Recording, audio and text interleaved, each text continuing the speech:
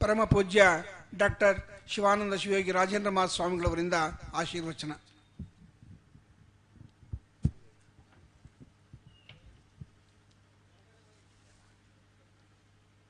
ಕಲ್ಯಾಣದ ಕಡೆಯ ದಿನಗಳಲ್ಲಿ ಪ್ರಭು ಒಂದು ಮಾತನ್ನು ಹೇಳ್ತಾನೆ ಬಸವಣ್ಣನ ಕುರಿತು.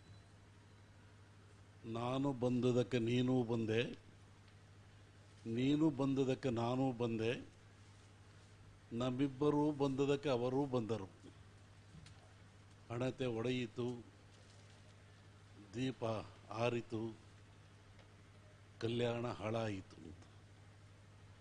ಕಡೆಯ ದಿನಗಳನ್ನು ನಡೆದು ಪ್ರಭು ಬಸವಾದಿ ಶರಣರ ಚಿಂತನೆ, ಯಾತಕ್ಕೋಸ್ಕರ ಬಸವಾದಿ ಪ್ರಬುದ್ಧರು ಬಂದರು, ಯಾವ ಉದ್ದೇಶಕ್ಕೆ ತನ್ನ ಕರ್ತವ್ಯವನ್ನು ಪ್ರಾರಂಭ ಮಾಡಿರು. ಆ ಕಾಲದಲ್ಲಿ ಸ್ತ್ರೀಗೆ ಸ್ವಾತಂತ್ರ್ಯತೆ ಇರಲಿಲ್ಲ, ಹೆಣ್ಣು ಮಕ್ಕಳಿಗೆ ಪೂಜ್ಯತೆ ಇರಲಿಲ್ಲ. ಹೆಣ್ಣು ಮಕ್ಕಳನ್ನು ಕೇವಲಾಗಿ ದಾಸಿಗಳನ್ನಾಗಿ ಉಪಯೋಗ ಮಾಡ್ತಾಯಿದ್ರು. ಆನಂತರ ಒಂದು ವರ್ಗ ದುಡಿತಾ ಇತ್ತು, ಅವ್ರನ್ನ ದುಡಿಸ್ಕೊಳ್ತಾ ಇದ್ದರು. ಆದರೆ ಅವ್ರನ್ನ ಅಸ್ಪೃಶ್ಯರು ಅಂತೇಳಿ ಹೊರಗಡೆ ಇಡ್ತಾಯಿದ್ರು. ಬಂದಂಥ ಆದಾಯ ಭಂಡಾರ ಉಳ್ಳವರ ಪಾಲಾಗ್ತಾ ಇತ್ತು, ದುಡಿವರು ಸಿಗ್ತಾ ಇರಲಿಲ್ಲ. ಹೀಗಾಗಿ ಅಂತ ಎಲ್ಲ ಚಿಂತನೆಯನ್ನು ಮಾಡಲಿಕ್ಕಾಗಿ ಬಸವಾದಿ ಶರಣರು ಒಂದು ಅನುಭವ ಮಂಟಪವನ್ನೇ ಪ್ರಾರಂಭ ಮಾಡಿದರು. ಬಸವಣ್ಣನವರು ಪ್ರಭುಗಳು ಹೀಗೆ ಎಲ್ಲರ ಒಂದು ಸಮೂಹ ಒಂದೇ ಸದ್ಯಕ್ಕೆ ಬರಲಿಲ್ಲ. ಅದು ಎಲ್ಲರೂ ಸೇರಿ ಚರ್ಚನೆ ಮಾಡಿ, ಚಿಂತನೆ ಮಾಡಿ, ಮಂಥನ ಮಾಡಿ ಹೊರಗೆ ಕೊಟ್ಟಂಥ ಮಾತುಗಳು ಅವು ವಚನಗಳಾಗಿ ಬಂದವು. ಇಲ್ಲಿ ಅನೇಕ ವಿಚಾರಗಳಲ್ಲಿ ಬಸವಣ್ಣವ್ರ ಬಗ್ಗೆ ನಾವು ಮಾತಾಡ್ತೀವಿ, ಹೇಳ್ತೀವಿ. ಅನೇಕ ಧರ್ಮಗಳಿದ್ದಾವೆ, ಧರ್ಮಗಳು ಬಾಳ್ತಾ ಇದ್ದಾವೆ, ಹೋಗ್ತಾ ಇದ್ದಾವೆ. ಆದರೆ ಮನುಕುಲಕ್ಕಾಗಿ ಒಳಿತನ್ನು ಮಾಡತಕ್ಕಂಥದ್ದು, ಮಾನವರೆಲ್ಲ ಒಂದೇ ಎನ್ನತಕ್ಕಂಥದ್ದು, ಅವರ ಬಾಳ್ವೆಯನ್ನು ಕಾಣತಕ್ಕಂಥ ಧರ್ಮ, ಧರ್ಮ ಯಾವುದಾದ್ರೂ ಇದ್ದರೆ ಅದು ಬಸವ ಸಿದ್ಧಾಂತ ಅಂತೇಳಿ ಇಲ್ಲಿ ಯೋಚನೆ ಮಾಡಬೇಕು. ಜಾತಿ ವ್ಯವಸ್ಥೆ ನಮ್ಮ ದತ್ತವರು ಹೇಳಿದರು. ಆದರೆ ಇಲ್ಲಿ ಬಸವಾದಿ ಪ್ರಮುಖರ ಚಿಂತನೆಯಲ್ಲಿ ಜಾತಿ ವ್ಯವಸ್ಥೆ ಇಲ್ಲ. ಅಲ್ಲಿ ಎರಡೇ ಇರೋದು, ಎರಡೇ ಜಾತಿ, ಹೆಣ್ಣು ಗಂಡು ಅಲ್ಲ. ಮತ್ತು ಯಾವುದು ಎರಡು ಜಾತಿ? ಒಬ್ಬ ಭಕ್ತ ಮತ್ತೊಬ್ಬ ಭವಿ. ಯಾರು ಲಿಂಗ ಕಟ್ತಾನೆ ಅವನು ಭಕ್ತ, ಯಾರ ಕೊಳ್ಳಲ್ಲಿ ಲಿಂಗ ಇಲ್ಲ ಅವನು ಭವಿ. ಇಲ್ಲಿ ಲಿಂಗ ಅಂದರೆ ಒಂದು ಜಾತಿ ಅಂತಲ್ಲ, ಲಿಂಗ ಅನ್ನತಕ್ಕಂಥದ್ದು ಸಮಾನೆಯ ಸಂಕೇತ ಅಂತ. ವೈಟ್ ಹೆಡ್ ಫಿಲಾಸಫರ್ ಹೇಳ್ತಾನೆ, ಲಿಂಗ is the level of up and down in the society. ಸಮಾಜದಲ್ಲಿ ಸಮನ್ವಯ ಸಂಕೇತ ಏನಾದ್ರು ಹೇಳಬೇಕಾದ್ರೆ ಅವನಲ್ಲಿ ಲಿಂಗ ಇರಬೇಕು ಅಂತ. ಲಿಂಗ ಒಂದು ಪೂಜ್ಯ ವಸ್ತು, ಮತ್ತೊಂದು ಸಮಾಜ ಎಲ್ಲರೂ ಸಮಾನರು ಅಂತ. ಅದರಿಂದ ಆಧ್ಯಾತ್ಮಿಕ ಮತ್ತು ವೈಜ್ಞಾನಿಕ ಚಿಂತನೆ ಬೇರೆ ಇದೆ. ಇಲ್ಲಿ ಶರಣರು ಕೊಟ್ಟದ್ದು ಒಂದು ಲಿಂಗ ಸಿದ್ಧಾಂತವನ್ನು ಕೊಟ್ಟರು. ಯಾರ ಕೊಳ್ಳಲ್ಲಿರ್ತದೆ ನಾವೆಲ್ಲ ಸಮಾನರು, ಇದು ಒಂದು ಸಮಾನತೆ. ಅನೇಕ ಮುಂದೆ ಬಸವಣ್ಣರ ಜೀವನ ಚರಿತ್ರೆಗಳು ಹೋರಾಟದಲ್ಲಿ ಹೋಯಿತು. ಕೆಲವರು ಹೇಳ್ತಾರೆ ಅವ್ರಿಗೆ 2 ಜನ ಹೆಂಡತಿಯರಿದ್ದರು, ಬಸವಣ್ಣ ಒಬ್ಬ ಕಾಮುಕ ಅಂತ. ಆದರೆ ಹರಿಹರೇ ಅದನ್ನು ಬರೆಸ್ತಾನೆ ಒಂದು ಕಡೆ. ಇಲ್ಲಿ ಬಸವಣ್ಣ ಯಾತಕ್ಕೆ 2 ಜನ ಹೆಂಡತಿಯರಿದ್ದರು ಅಂತಂದರೆ ಬಸವಣ್ಣ ಕಾಮುಕನಲ್ಲ. ಬಸವಣ್ಣ ಚಿಂತನೆ ಏನು? ಗುರು ಲಿಂಗ ಜಂಗಮ ಅಂತ 3 ಸಾಧನೆ ಮಾಡಿರ್ತಕ್ಕಂಥವರು. ಗುರು ಲಿಂಗ ಜಂಗಮ ಅಂದರೆ ಸಮಾಜ ಅಂತ ಒಂದು ಅರ್ಥ.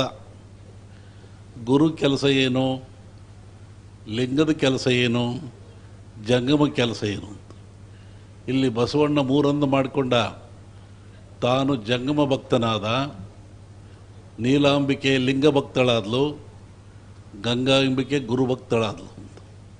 ಇದನ್ನು ಗುರು ಲಿಂಗ ಜಂಗಮ, ಇದು ಸಾಧನೆ ಮಾಡಲಿಕ್ಕಾಗಿ ಅವರು ರೂಪಿಸಿಕೊಂಡಿರ್ತಕ್ಕಂಥ ಸಂಸಾರ. ಇದು ಒಂದು ಕಟ್ಟಿಗೆ ಇರ್ತದೆ, ಅದನ್ನು ಬೆಂಕಿ ಹಾಕಿದರೆ ಬೆಳಕು ಬರುತ್ತೆ, ಹೊಗೆ ಬರುತ್ತೆ, ಇಜ್ಜಿಲು ಬರುತ್ತೆ. ಹೆಂಗೆ ಒಂದು ವಸ್ತುವಿನಲ್ಲಿ 3 ರೂಪಗಳನ್ನು ಕಾಣ್ತೀವಿ, ಹಾಗೆ ಬಸವಾದಿ ಶರಣರಲ್ಲಿ ಬಸವಣ್ಣರಲ್ಲಿ ಇಂಥ ಒಂದು 3 ಅವಸ್ಥೆ ಏಕಾಗ್ತದೆ. ನೀಲಾಂಬಿಕೆ ಹೇಗೆ ಲಿಂಗ ಭಕ್ತಳು? ನಮ್ಮ ದತ್ತವರು ರಾಜಕೀಯ ಬಗ್ಗೆ ಚೆನ್ನಾಗಿ ಹೇಳಿರು. ಬಸವಣ್ಣ ರಾಜಕೀಯ ಮುತ್ಸದ್ದಿ, ರಾಜಕಾರಣಿ ಅಲ್ಲ. ರಾಜಕಾರಣ ಮಾಡುವವರಿಗೆ ಆದರ್ಶ ವ್ಯಕ್ತಿ ಆದ. ಆದರೂ ಪ್ರಧಾನಮಂತ್ರಿ ಆಗಿದ್ದ ಅವನು. ಕಡೆಯ ಒಂದು ಮಾತು, ರಾಜಕಾರಣಿಗಳಿಗೆ ನುಡಿದಂತೆ ನಡೆದು ಅದನ್ನು ಸಾಧಿಸಿಕೊಟ್ಟವರು ಜಗತ್ತಿನಲ್ಲಿ ಇಬ್ಬರೇ ಮಹಾಪುರುಷರು. ಒಬ್ಬ ಬಸವಣ್ಣ, ಮತ್ತೊಬ್ಬ ಬುದ್ಧ. ಬಸವಣ್ಣನ ಕಡೆಯ ಕಾಲ ಬಂತು, ವರ್ಣಾಶ್ರಮ ಅಂತ ತಂದು ಹೇಳಿರಲಾಗಲೇ 5,000 ವರ್ಷಗಳ ಹಿಂದೆ ಮನು ಬರೆದಿದ್ದಾನೆ. ಏನು? ನೀಚ ಜಾತಿಯ ಸುಂದರವಾದ ಹೆಣ್ಣು, ಉಚ್ಚ ಜಾತಿಯ ಸತ್ತು. ಇದು ಮನು ಸಿದ್ಧಾಂತದಲ್ಲಿದೆ. ಮನು ಬರೆದ, ಆದರೆ ಬಸವಣ್ಣ ಅದನ್ನು ವಿಲೋಮ ಮಾಡಿದ. ಅನುಲೋಮ ವಿಲೋಮ ಅಂತ ಕರೀತಾರೆ. ಯಾವುದಾದ್ರೂ ಜಾತಿ ಅಂತ ನಾವು ಕರಿತೀವಲ್ಲ, ದೇವದಾಸಿಯರು ಅಂತೀವಿ ಅಂತಾರೆ. ಒಂದು ಸುಂದರವಾದ ಹೆಣ್ಣು ಏನಾದರೂ ನಾವು ಕಲ್ಪಿಸ್ತಕ್ಕಂಥ ಕೆಳಜಾತಿಯಲ್ಲಿ ಹುಟ್ಟಿದರೆ ಆಕೆಗೆ ಮದುವೆ ಮಾಡೋಂಗಿಲ್ಲ. ಆ ಹೆಣ್ಣು ಮಗಳನ್ನು ದೇವರಿಗೆ ಬಿಡಬೇಕು. ಅರ್ಥಾತ್ ಅದು ಯಾರ ಸತ್ತು ನೀವೇ ಊಹಿಸ್ಕೊಳ್ಳಿ. ಹಾಗಾಗಿ ಅಂಥದನ್ನು ಬಸವಣ್ಣ ವಿರೋಧ ಮಾಡಿದ. ಉಚ್ಚ ಜಾತಿಯಲ್ಲಿ ಇದ್ದಂಥ ಹೆಣ್ಣು ಕೀಳು ಗಂಡಿಗೆ ಮದುವೆ ಮಾಡಿದ ಬಸವಣ್ಣ. ಬಹಳ ಮುಖ್ಯವಾದ ವಿಷಯ ಇದು, ತಿಳ್ಕೋಬೇಕೆಲ್ಲ. ನಾನು ಫ್ರಾನ್ಸ್ನಲ್ಲಿ ಹೋಗಿದ್ದೆ. ಒಂದು ಭಾಷಣ ಮಾಡುವಾಗ ಕೇಳಿದ್ರು ನನಗೆ, ನಿಮಗೆ ಬಸವಣ್ಣ ಗೊತ್ತಾ ಅಂದರು. ಗೊತ್ತು, ನಮ್ಮ ಗುರು. ಅವನ ತತ್ವಗಳು ಗೊತ್ತಾ? ಗೊತ್ತು. ನಾವು ಪಾಲಿಸ್ತಿದ್ದೀರಾ? ಪಾಲಿಸ್ತೀವಿ. ಬಸವಣ್ಣವ್ರ ಬಗ್ಗೆ ಏನು?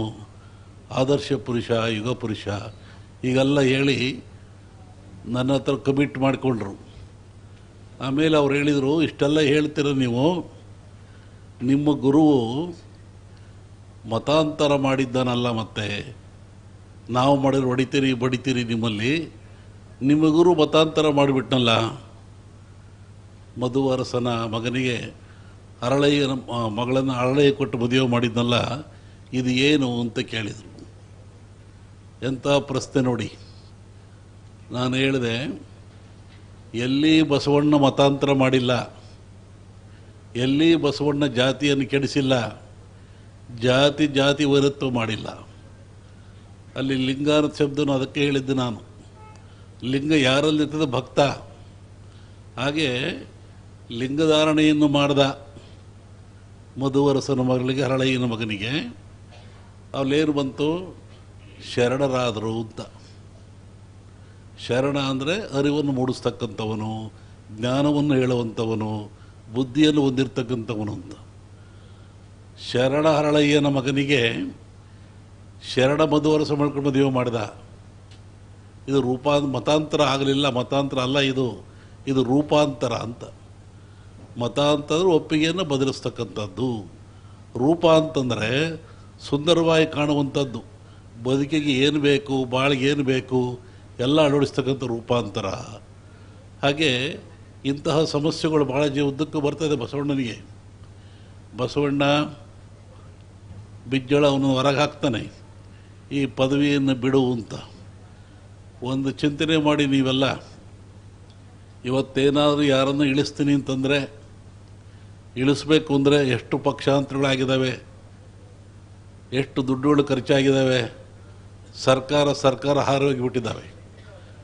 ಆದರೆ ಮಿಲಿಟ್ರಿ ಬಸವಣ್ಣನ ಕೈಲಿತ್ತು, ಅಧಿಕಾರ ಬಸವಣ್ಣನ ಕೈಲಿತ್ತು, ಪ್ರಧಾನಮಂತ್ರಿ ಬಸವಣ್ಣನ ಕೈಲಿತ್ತು, ಬಿಜ್ಜಳನ ಅಧಿಕಾರ ಬಸವಣ್ಣನ ಕೈಲಿತ್ತು. ಅವತ್ತು ಬಸವಣ್ಣ ಮನಸ್ಸು ಮಾಡಿದರೆ ಬಿಜ್ಜಳನ್ನೇ ತೆಗೆಯಬಹುದಾಯಿತು, ಬಿಜ್ಜಳನ್ನು ಅಳಿಸ್ಬೋದಾಯಿತು. ಅದು ಬಸವಣ್ಣನ ಸಿದ್ಧಾಂತ ಆಗಿರಲಿಲ್ಲ. ಏನು ಹೇಳಿದ ಬಸವಣ್ಣಲ್ಲಿ? ಅಧಿಕಾರ ಪದವಿಯನ್ನೇ ಬಿಟ್ಬಿಟ್ಟ ಅವನು.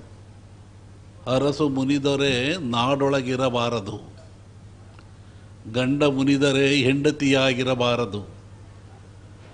ಅರಸನಿಗೆ ಬೇಡ ಅಂದಮೇಲೆ, ನನ್ನ ಪದವಿ ದೊರೆಗೆ ಬೇಡ ಅಂದಮೇಲೆ ನನಗೆ ಬೇಡ ಅಂಥೇಳಿ ಪದವಿಯನ್ನೇ ಬಿಟ್ಟು ಹೋದ. ಇದಕ್ಕೆ ಹೇಳಿದ್ದು ನಾನು, ಬಸವಣ್ಣ ರಾಜಕೀಯ ಮುತ್ಸದ್ದಿ ಅಂತ. ಇಂತಹ ತತ್ವವನ್ನು ಯಾರೂ ಮಾಡಿಲ್ಲ. ಹೀಗಾಗಿ ಬಸವಣ್ಣ ಒಬ್ಬ ಆದರ್ಶ ವ್ಯಕ್ತಿ ಅಂತ. ನೀಲಾಂಬಿಕೆ ಲಿಂಗಭಕ್ತಳು, ಇದೆಲ್ಲ ಹೋದರೂ ಸಹಿತ ಈ ಸಿದ್ಧಾಂತಗಳು ಮನುಕುಲಕ್ಕೆ ಭಾಳ ಬೇಕಾಗಿರ್ತಕ್ಕಂಥದ್ದು.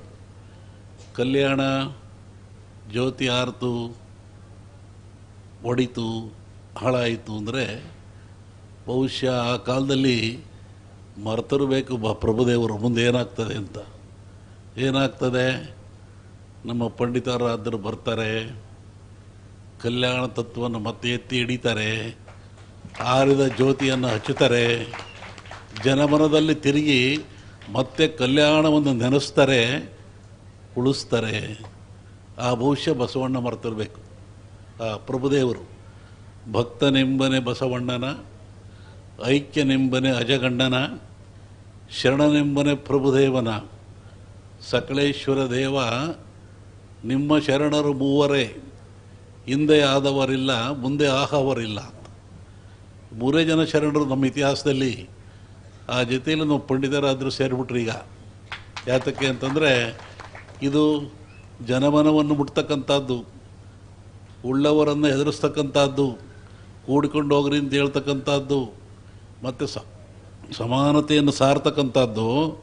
ನಮ್ಮ ಕಲ್ಯಾಣ ಕ್ರಾಂತಿ, ಕಲ್ಯಾಣದಲ್ಲಿ ಎಂತಹ ಪ್ರಭುಗಳಿದ್ದರು, ಆದರ್ಶಗಳಿಗೆ ತಿಳಿದ್ರು, ಅವರನ್ನು ನೆನೆಸಿ ನಮ್ಮ ಜನ ಮರೆತು ಬಿಟ್ಟಿದ್ದಾರೆ. ಆಗಲೇ ನೆನೆಸಿ ಅದನ್ನು ಮನೆ ಮನೆ ತರಬೇಕು, ಮನೆ ಮನೆಯ ದೀಪ ಹಚ್ಚಬೇಕು, ಜನರನ್ನು ತರಿಸುವ ಉದ್ದೇಶದಿಂದ ಭಾಳ ಕಷ್ಟದಲ್ಲಿ ಅವರು ಈ ಕೆಲಸವನ್ನು ಮಾಡ್ತಾ ಇದ್ದಾರೆ.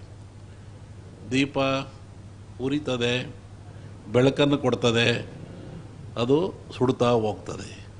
ಹಾಗೆ ಅವ್ರಿಗೊಂದೇ ಸಂತೋಷ, ಜನ ಚೆನ್ನಾಗಾದರೂ ಸಾಕು, ಮತ್ತು ಕಲ್ಯಾಣ ಕ್ರಾಂತಿಯ ಕಿರಣ ಎಲ್ಲ ಕಡೆ ಹಬ್ಬಿರೆ ಸಾಕು, ಜನರು ದೇಶಗಳು ಮುಂದಾಗಬೇಕು, ನನಗೆ ಏನಾದರೂ ಆಗಲಿ, ಈ ಕೆಲಸ ಮಾಡಬೇಕು ಅಂತೇಳಿ ಅದಕ್ಕೆ ಕಟಿಬದ್ಧರಾಗಿ ಈ ಒಂದು ಕಾರ್ಯಕ್ಕೆ ಇದಿರ್ತಕ್ಕಂಥದ್ದು ನೋಡಿದರೆ ನಮ್ಮ ದೃಷ್ಟಿಯಲ್ಲಿ ಪಂಡಿತರಾದರೂ ಒಬ್ಬರೇ ಅನ್ನೋ ಮಾತನ್ನು ಹೇಳಿ ನಾವೆಲ್ಲ ಇದ್ದೇವೆ, ಕೈಗೂಡಿಸ್ತೀವಿ, ಯೋಚನೆ ಮಾಡೋದು ಬೇಡ. ಆದರೆ ನಾವು ಒಂದೊಂದು ಕಡೆ ತೊಡಿಸ್ಕೊಂಡಿದ್ದೀವಿ, ಅವರು ಇದಕ್ಕೆ ತೊಡಿಸ್ಕೊಂಡಿದ್ದಾರೆ.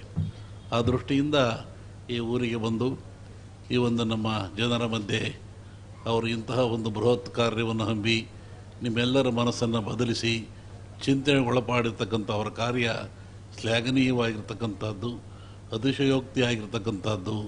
ಬಸವಾದಿ ಶರಣರನ್ನು ಅವರಲ್ಲೇ ಕಾಣಬೇಕು. ಆ ದೃಷ್ಟಿಯಿಂದ ನಾವು ಅಭಿನಂದಿಸಿ, ಆಚಾರ್ಯರು ಅಭಿಮಾನಿಗಳು ಒಂದು ನೇರವಾಗಿ ಮಾತಾಡೋರು, ಅವರು ಬೇರೆಯವರಿಗೆ ಹಿಂದೆ ಮುಂದೆ ಇಲ್ಲ, ನೆಟ್ಟ ನೇರ ಮಾತಾಡ್ತಾರೆ. ಅಂತಹ ಒಂದು ವ್ಯಕ್ತಿ ಇರ್ತಕ್ಕಂಥವರಿಗೆ ಯಶಸ್ಸಾಗಲಿ, ಅವರ ಕೀರ್ತಿ ಬೇಡ, ಜನಮನಸ್ಸಿಗೆ ಶಾಂತಿ ದೊರೆಯನ್ನು ಮಾತನ್ನು ಹೇಳಿ ನಮ್ಮೆರಡು ಮಾತನ್ನು ಮುಗಿಸ್ತೀವಿ.